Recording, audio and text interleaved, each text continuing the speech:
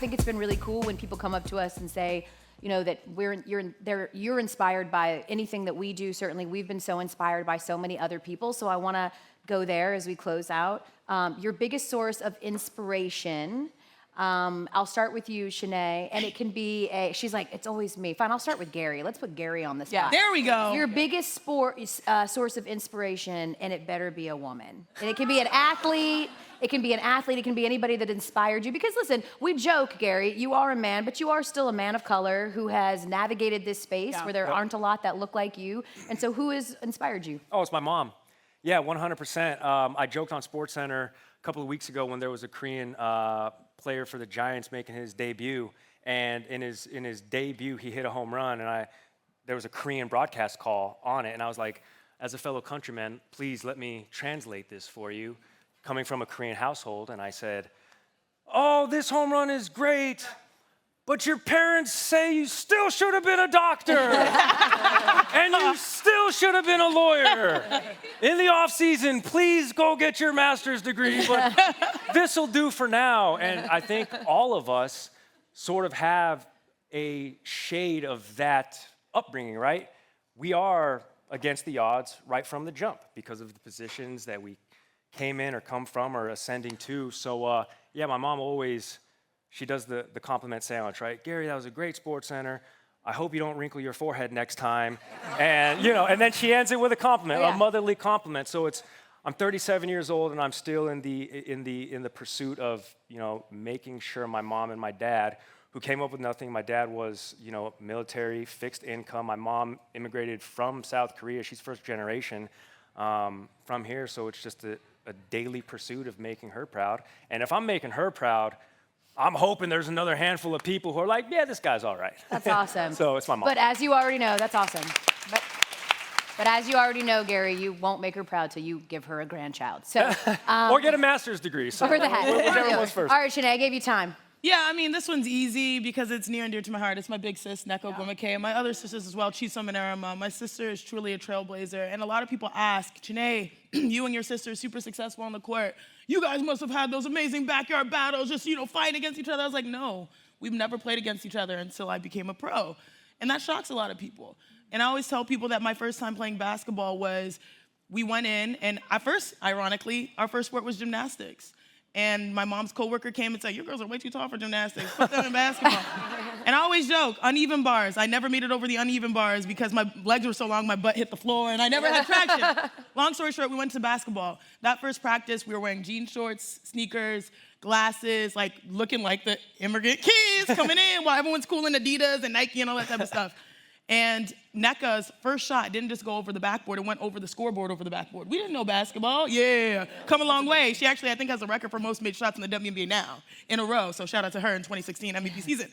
But what I say all of this is because in that practice, I only like to do things that I'm good at. I feel confident in. That's why I don't bowl. That's why I don't play video games. That's why, all that type of stuff. Nneka stayed in that practice. I hid in the bathroom. She stayed in it. And she was curious. That curiosity turned into something so special for my family. Every day after practice when I was 10 years old, Nneka would come back from practice where she was, quote unquote, the worst player. And she said, Chiney, this is how you dribble. This is how you cross over. This is the form for shooting. She taught me the game from the driveway. And my little sisters, who were tiny at the time, were our little defense. And that's a big lesson. Basketball in this business has always been about sisterhood for me because my sister is someone that I've never had to be competitive with. It's someone that I've been collaborative with. She's shown me the way. You know that idea, anything you can do, I can do too, not, I can do better. Yeah. And so that's my big sis, that's my inspiration. I'm so proud of her in Seattle.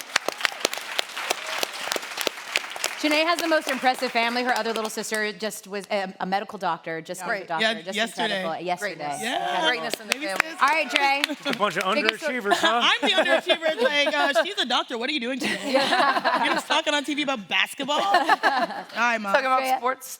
My biggest inspiration would be my Nana, Gloria Dolores Carter. She is still my best friend. She passed when I was in college, but my mom had me in high school. And so my mom and my biological father, they had me in high school. My Nana let my mom move in and stay with her when I was born so that she could help raise me. And my mom was a really young mom, and my Nana was loved by everyone that she met. She didn't turn her back on anyone. She made everyone feel seen, and she made everyone feel beautiful, and she showed me so much unconditional love while she was here, like in this world. Anybody that she talked to, you just felt her. Like when you called her, if I talked to her on the phone, I could feel how much she loved me through the phone. She would drive to see track meets, basketball practice, spelling bees, anything her grandkids had going on, she would go and do everything she could to support us. And now she supports us, you know, from the other side. And she is still, I do everything for her. I've talked about how I deal with grief daily. Like one of the things I talk about in therapy is grief, because good things happen and I want her to be there. Bad things happen and I need her to be there. And so for me, it's my Nana. I do everything for her. Christine? That was beautiful, Dre. I would also say my mother. I have two answers here. My mother, yes. When I was very young, I was, you know, we talk about mental health issues a lot. I was diagnosed very early with anxiety, depression, and that kind of thing. So my mom literally stopped working so that she could stay home and help me through all the issues. We didn't take medication at the time. Shout out to Lexapro now. Hello. It's Mental Health Awareness Month, okay? But my mom did everything that she could to make me the most successful that I could be. And so she has been, like, done everything for me. But I also just want to say that today has been so awesome. You are very inspiring, Elle. You're one of, like, I remember when I first got to ESPN, one of the things that you said is you were like, I'm your North Star, baby, just look at me. And I am so incredibly thankful for you. I don't know why I'm about to cry. No. Don't do that. You know I don't let anyone Because cry Elle's gonna alone. cry. If Elle sees someone cry, she cries immediately. Correct. Yeah. Like right away. If y'all cry, I'm It's gonna already cry. starting and she didn't even cry. So Elle's been awesome. Drea is one of my best friends. She's so amazing and she pushes me to work hard and be a better person every single day. Chiney, the same exact thing. Like, you guys, I can call you anytime I need you guys. Why am I crying? Today it's just been so great. It's been so good to see everybody. I think the one thing that we haven't talked about as much is obviously we support women's sports, yes, but the support on this stage has been so incredible to watch. And I think that's the one thing that we sometimes miss, right? People want us to compete against one another. They want to pit us against one another, but like we go hard for each other, and it's the most beautiful thing to see. So you guys inspire me every single day, and I'm so happy to call you guys friends, to call you guys family. So yeah. Thanks. What about you, Elle? I Close it think out. too, Elle, just to give you just a few Close more it out, Mama flowers, Bear. like when I think about being and potentially being a mom in this space, you set the best example. Like, you literally show me that it's possible. You're such a good mom. You're so good at what you do. You set such a good example, because there was a time where I was like, I don't know if I could have kids and be great at my job. I don't know if I can do it. And I watch you do it when I go to your house. I watch you do it when we're on the road together. Like, you are an example in so many ways, but in that way in particular, because you're a beautiful mother to Eva and Xander. They're so lucky to have you. Yeah. And since we're here giving you your flowers, girl, you know, I pulled up to ESPN, it's crazy, maybe 8 years ago. And it's just so beautiful to me to see that what you have done for me, you've done for so many other people. Being a welcoming home. You know, Connecticut is different. And I was by myself for probably 8 months out of the year. I dealt with two of the most horrendous injuries as an athlete, microfracture and Achilles. I jumped into ESPN and I had nowhere to go. Didn't know who I could trust. And as a woman, a mother, you know, as a woman of color, as someone who has literally the world at your fingertips based off of your personality, your smarts, your intellect, I know sometimes you make yourself small, but you are the biggest person to so many of us here. Yeah. And we're grateful for you, girl. Thank you. Oh Yeah, my God. Thank you.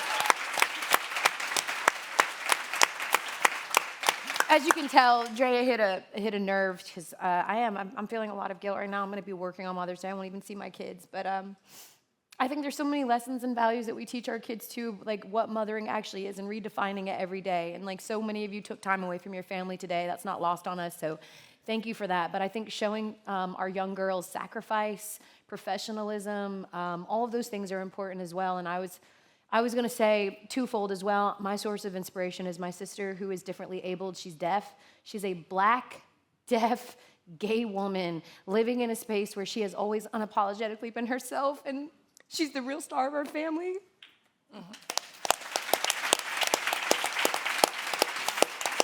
literally, there's like nothing that I can't do because I watched my sister do everything. I watched her never ever let anything define her, not her sexuality, not her impairment, and she's an amazing person. But also, I truly am inspired all the time by all of you that sit here right now. You know, I talked with my therapist about Drea. I was like, Drea has me like in my like, I'm like, she's so good. Yeah. How can I be like her? Like, how can I set boundaries like she does and be so grounded like she is? And she just gets it. And how do I fill a room like Chiney? And how do I advocate? Because Chiney does all this stuff on air, but you guys, she's doing everything off air too. Yeah. She's advocating. She works for the White House, for Christ's sakes. Like, how, you know?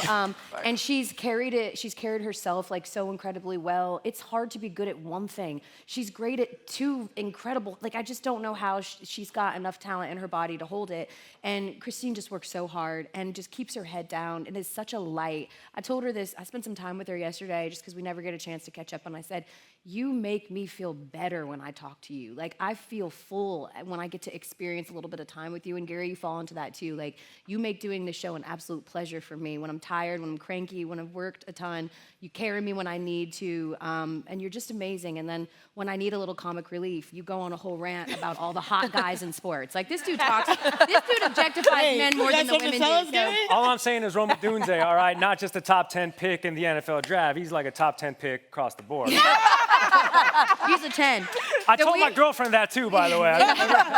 So we have to go. We could sit up here forever, but so much of that gratitude and being rooted in gratitude comes from all of you too. Like the idea that y'all stood in line for me to sign For You I Will. Like I'm so humbled by all of this, and it's not lost on me that like I dreamed all of this. I dreamed all of you up, and you all exist in my life in such perfect harmony, and I'm so grateful for all of you. So thank you for your time and for your patience and us getting this all together. And you guys are amazing, and I can't wait to cheers you and have some cocktails after my eyelashes fall off because they're wet. They're like, I can see it slipping. It's crooked a little bit. It's crooked. You gotta tell them the story about Eva and end with that. What she said when we were at the house. Oh, yes, please. About, yeah, you tell it. Please. We were at the house, and Eva likes to have a tea party. Eva likes to have a coffee shop with all of her toys, and she randomly was serving us tea, and she just stopped for a second. Eva's Elle's daughter, in case anybody doesn't know. She stopped for a second. She was like, I can't wait to be a mom. And I said, why? You can't wait to be a mom? Or maybe she said, like, what she wants to be when she grows up. Yeah, we were like, what do you want to be when you grow up? And she's like, I can't wait to be a mom. And I was like, why? And she said, so I can come home and have fun with my kids. And like, that's what she thinks motherhood is, because that's what Elle does every day for her. So, and we have fun with you too, Elle. So you're the best. And we have fun with y'all. Yes, we did. Thank you. And thank you so much, Drea and Chiney. They are so busy, and they carved out time to do this, so thank you so much, ladies. Yeah.